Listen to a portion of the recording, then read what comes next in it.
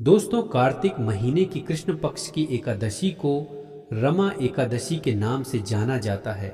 रमा एकादशी दिवाली से 5 दिन पहले आती है और कहा जाता है कि इसी दिन से दिवाली के उत्सव की शुरुआत होती है। इस एकादशी पर भगवान विष्णु और माँ लक्ष्मी की पूजा की जाती है और श्री लक्ष्मी नारायण से ये प्रार्थना की जाती है कि वो हमारे घर में स्थिर रहें। रमा एकादशी का नाम इसीलिए है क्योंकि माँ लक्ष्मी का एक नाम रमा भी है। इस एकादशी का नाम माँ लक्ष्मी के नाम पर रखा गया है। शास्त्रों के मुताबिक रमा एकादशी का व्रत करने से इंसान अपने पापों से मुक्ति पा जाता है और मरने के बाद उसे मोक्ष मिलता है। सिर्फ इतना ही नहीं, रमा एकादशी का व्रत सुख, सौभाग्य और समृद्धि देने वाला माना जाता है। इसलिए अगर आप ये व्रत करते हैं तो बहुत अच्छा है। अगर किसी वजह से आप इस एकादशी का व्रत नहीं कर पाते तो भी आज आपको माँ लक्ष्मी की पूजा विधि से करनी चाहिए। श्री हरि विष्णु की पूजा जरूर करनी चाहिए। तो आज की वीडियो में आप जानेंगे कि 2024 में रमा एकादशी कब है, एकादशी की तारीख कब शुरू हो रही है और कब खत्म हो रही है, व्रत हमें कब रखना है और व्रत खोलने का शुभ मुहूर्त क्या है।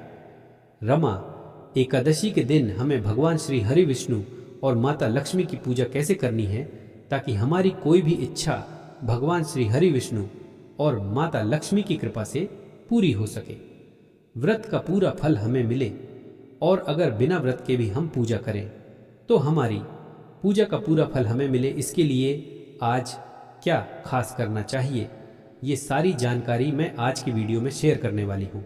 इसलिए आज की वीडियो बहुत ज़रूरी है, इसे पूरा ज़रूर देखें। अगर वीडियो अच्छी लगे तो लाइक भी ज़रूर करें क्योंकि आपके लाइक्स और कमेंट्स मेरे लिए बहुत मायने रखते हैं।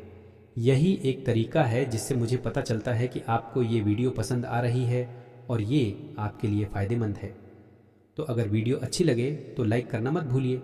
चलिए सबसे पहले ये जानते हैं कि एकादशी की तारीख कब है, एकादशी कब शुरू हो रही है, कब खत्म हो रही है और हमें व्रत कब रखना है, ये जानिए।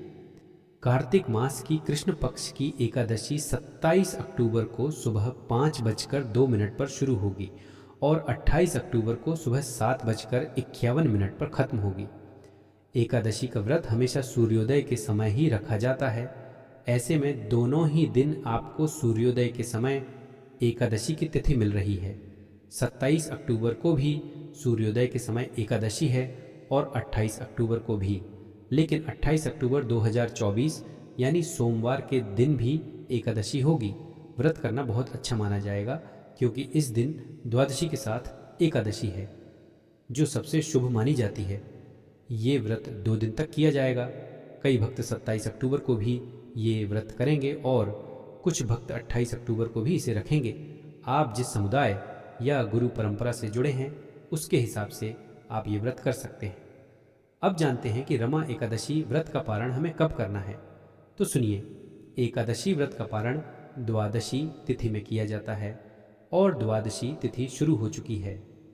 28 अक्टूबर को सुबह 7:51 पर शुरू होगा और 29 अक्टूबर को सुबह 10:03 पर खत्म होगा। 29 अक्टूबर को सूर्योदय का समय सुबह 6:31 होगा। इसलिए आपको पारण का शुभ मुहूर्त सुबह 6:32 से लेकर सुबह 8:44 तक मिलेगा। कार्तिक मास में आने वाली रमा एकादशी का महत्व क्या है, तो सुनिए। शास्त्रों में कहा गया है कि कार्तिक मास भगवान श्री हर विष्णु को बहुत प्रिय है। इस महीने में खास तौर पर भगवान श्री हर विष्णु की पूजा की जाती है। इसलिए कार्तिक मास की रमा एकादशी का बड़ा महत्व है। व्रत हर तरह के पाप को मिटाने के लिए माना जाता है, चाहे वो पाप शारीरिक हों, वाचिक हों या मानसिक। इस जन्म के हों या पिछले जन्म के, सभी पाप खत्म हो जाते हैं।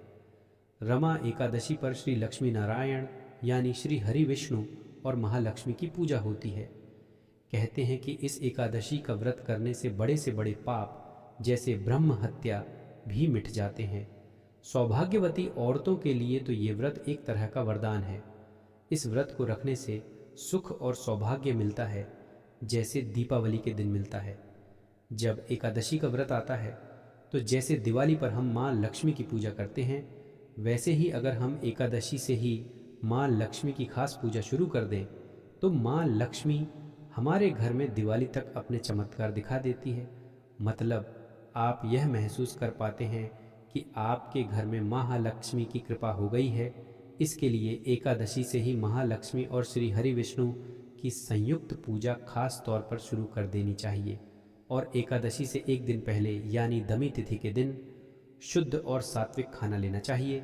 बिल्कुल भी लहसुन प्याज नहीं, मांस शराब वगैरह सब चीज़ों का त्याग करना चाहिए। अगर आप एकादशी का व्रत रखते हैं तो दशमी तिथि से ही गाजर, मूली, बैंगन, टमाटर और सब्जियां नहीं खानी चाहिए। इसका मतलब है कि आपको इन चीज़ों से दूरी बनानी है। फिर शाम को सूर्यास्त के बाद अन्न और नमक दोनों नहीं खाना है, यानी भोजन सूर्यास्त के बाद नहीं करना है। जमीन पर बैठकर खाना है और ब्रह्मचर्य का पालन करना है। एकादशी के दिन सुबह जल्दी उठकर नित्य कर्मों से निपट लेना चाहिए। स्नान कर लो, फिर साफ कपड़े पहनकर सबसे पहले भगवान सूर्य देव को जल अर्पित करो। उसके बाद अपने घर के मंदिर में भगवान श्री विष्णु की पूजा विधि से करो। आज तुलसी में पानी नहीं डालना चाहिए, ये धार्मिक मान्यता है, इसलिए सुबह तुम पानी नहीं डाल सकते, लेकिन दीपदान कर सकते हो। जो भक्त कार्तिक महीने में रोज स्नान कर रहे हैं और नियम से तुलसी की सेवा कर रहे हैं, उन्हें सुबह पूजा उसी तरह करनी है। बस तुलसी में पानी नहीं डालना है, दीपदान करना है। इस दिन तुलसी में तुम दोनों कर सकते हो। आप सुबह और शाम दीपदान कर सकते हैं।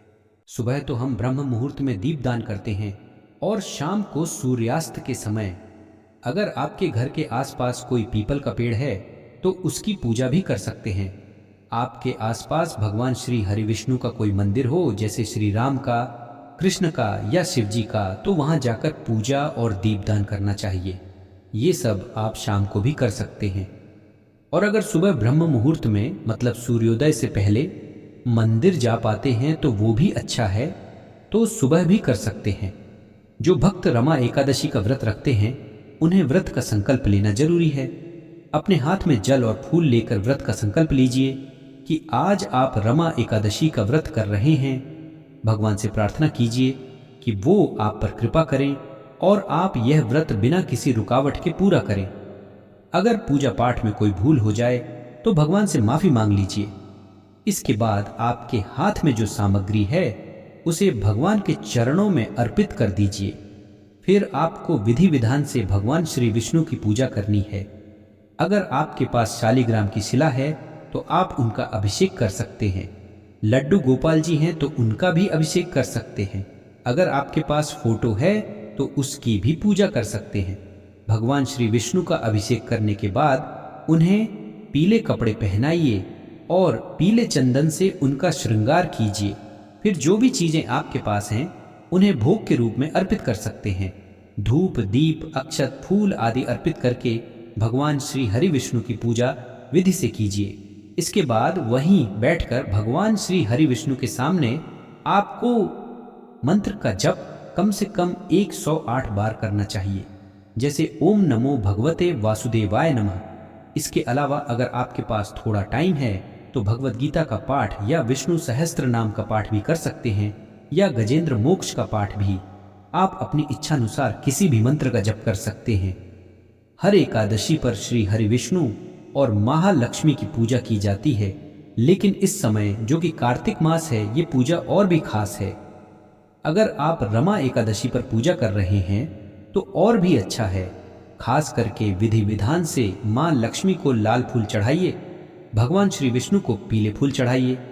इसके बाद वहीं बैठकर विष्णु सहस्त्र नाम का पाठ भी कर लीजिए और माँ लक्ष्मी के किसी भी मंत्र का, चाहे तो श्री सूक्त या कनक धारा का पाठ कर लीजिए। ऐसा करने से स्थिर लक्ष्मी आपके घर में हमेशा रहती है। एकादशी का दिन पूरी तरह से भगवान श्री हरि विष्णु के लिए होता है, तो इस दिन भगवान श्री विष्णु के नाम का मंत्र जपते रहना चाहिए। फिर अगले दिन सुबह जल्दी उठकर और स्नान कर लीजिए। इत्यादि से निपटकर भगवान श्री विष्णु की पूजा करो। सूर्य देव को पानी दो, तुलसी में भी पानी डालो।